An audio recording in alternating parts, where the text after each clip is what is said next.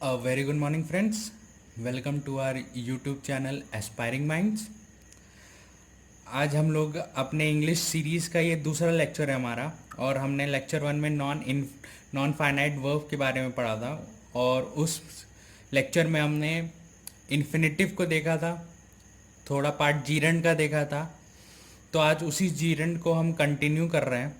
अगर आपने लेक्चर 1 नहीं देखा है तो जाके देखें। तो जैसा कि हम लोग ने जीरेंड पढ़ा था, जीरेंड क्या है? Gerund is a verb from which function as a noun, जो कि एक नाउन की तरह फंक्शन करता है इन अ क्या सेंटेंस में। ठीक है, it is formed by adding I N G with a verb.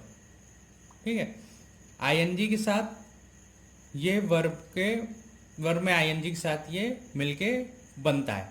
ठीक है, example I do not like riding. ठीक है, तो ये डायरेक्ट जीरेंड का आपका एग्जाम्पल है। तो उसी जीरेंड के सेकंड रूल को हम कंटिन्यू करते हैं और देखते हैं। ठीक, तो जीरेंड का रूल जो 7 है, द नाउन और a pronoun before a जीरेंड should be in the possessive case. ये क्या कह रहा है कि नाउन या प्रोनाउन जो कि जीरेंड के पहले हो, वो अपने पोजेसिव केस में हो। ठीक है, तो नाउन का पोजेसिव केस क्या होता है?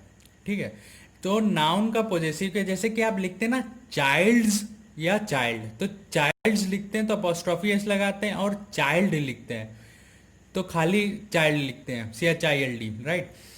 तो जब एपोस्ट्रोफी एस लगाते हैं नाउन में, तो नाउन का पोजेसिव केस हो जाता है। ठीक है, सिमिलरली जो प्रोनाउन का पोजेसिव केस क्या होगा?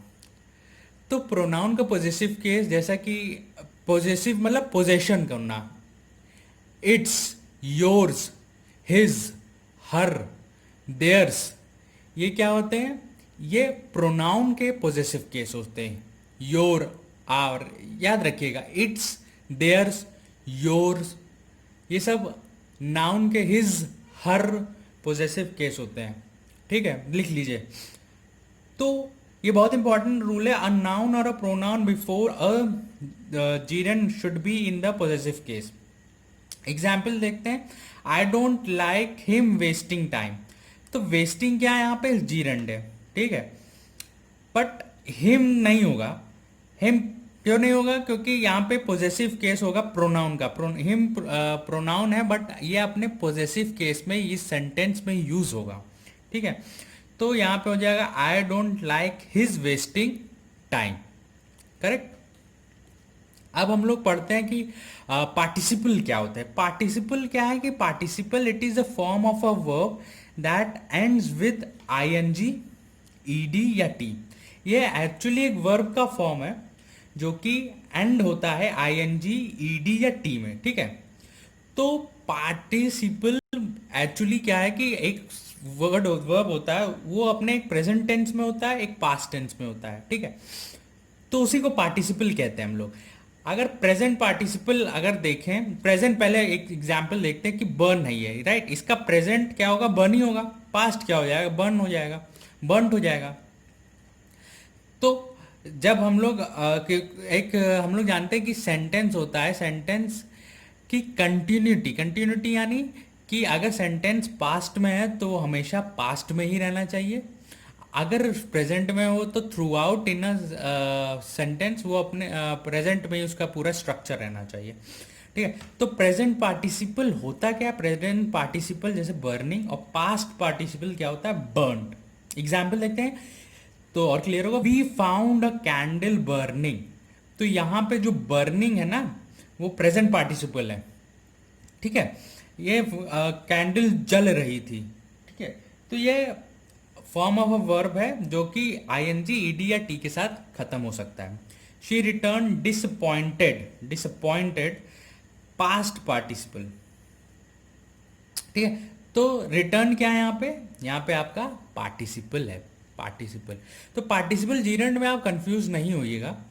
ठीक है, जीरेंड एक्चुअली क्या है कि नाउन है। जब हम लोग किसी एक ऐसे प्रोसेस की बात करते हैं, राइट, जो कि हमें एक्शन शो नहीं करता, बट जैसे कि हम लोग कहते हैं running is a good habit, तो जर्नली हम रनिंग की एज अ प्रोसेस की बात कर रहे हैं, एज अ वर्ब नहीं बात कर रहे हैं, एज अ एक्शन नहीं बात कर रहे हैं, हम लोग कह रहे हैं जर्नल एक कह रहे हैं कि running is very good for health, smoking is not good for health, right. तो वैसे ही वो एज अ नाउन सेंटेंस में आ रहा है, ठीक है। तो वो किसी सेंटेंस, एक सेंटेंस का वर्ब नहीं है। पार्टिसिपल क्या है? पार्टिसिपल एक वर्ब है जो कि सेंटेंस में आ रहा है, ये इसकी प्रेजेंट पार्टिसिपल हो सकता है या तो पास्ट पार्टिसिपल हो सकता है, राइट। अब एक बहुत इंपॉर्टेंट सा रूल है, ठीक है। अनरिलेटेड या मिस रिलेटेड पार्टिसिपल क्या होते हैं? तो when a participle is not followed by a subject of his own, जब अब पार्टिसिपल का कोई सब्जेक्ट नहीं होता, ठीक है, उसके बाद, तो उसे हम लोग कहते हैं मिस रिलेटेड पार्टिसिपल या अनरिलेटेड पार्टिसिपल। अब जैसे एग्जाम्पल देखते हैं, wondering in the street a dog bit him, ठीक है। Wondering, wondering in the street a dog bit him, तो किसे बिट कर दिया डॉग? ये अनक्लियर है बड़ा कि a dog bit him, wondering कौन वंडर कर रहा था जिसे डॉग बिट कर दिया, राइट। तो wondering in the street, wondering हमारा पार्टिसिपल है, in the street he was beaten by a dog, ठीक है। तो ही क्या है? हमारा सब्जेक्ट आ जाता है वंडरिंग के लिए, ठीक है। अब देखिए एक बहुत इंपॉर्टेंट सी बात है, जब आप ये सब्जेक्ट ऐड करेंगे पार्टिसिपल के बाद इन अ सेंटेंस, तो याद रखिएगा वो जो सब्जेक्ट ऐड हुआ हमेशा पार्टिसिपल के बाद आएगा, ठीक है। और साथ ही साथ उस सेंटेंस का वॉइस भी चेंज हो जाएगा। कैसे? एक्टिव से पैसिव हो जाएगा, ठीक है। तो बट इस केस में बट एक्सेप्शन भी होते हैं जैसा कि सब में है। तो क्या है? अगला एग्जाम्पल देखिए, being cloudy we enjoyed picnic.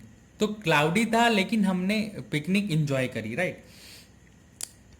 तो अब क्या होता है कि कुछ एक्सेप्शन ये हैं कि बीइंग और हैविंग जब in a sentence as a participle आते हैं तो इनके बाद नहीं सब्जेक्ट लगता, इनके पहले सब्जेक्ट लगता है, ठीक है।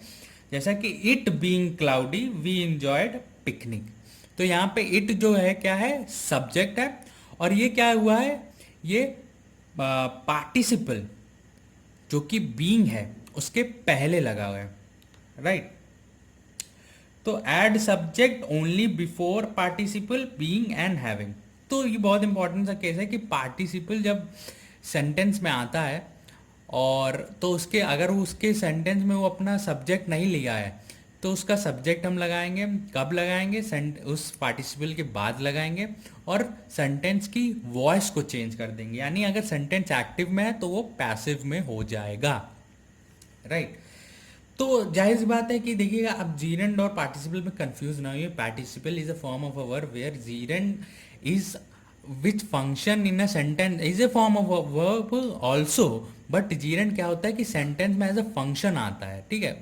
उसका कोई वो मेन वर्ब या हमारा कोई डूइंग वर्ड नहीं होता, राइट।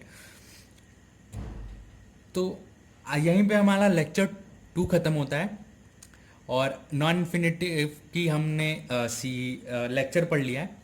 तो अब जो तीसरा हमारा नॉन इन्फिनेटिव का लेक्चर होगा, नॉन फाइनाइट का लेक्चर होगा, नॉन फाइनाइट वर्ब का लेक्चर होगा, तो वो उस पर हम लोग सवाल देखेंगे, क्वेश्चंस देखेंगे और उनके सॉल्यूशंस देखेंगे, एनालिसिस करेंगे, ठीक है, कि इन जो मैंने रूल 2 लेक्चर में पढ़ाए हैं उस पर कैसे क्वेश्चन बनते हैं।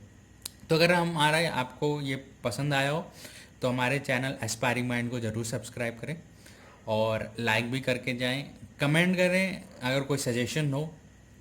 Okay, thank you.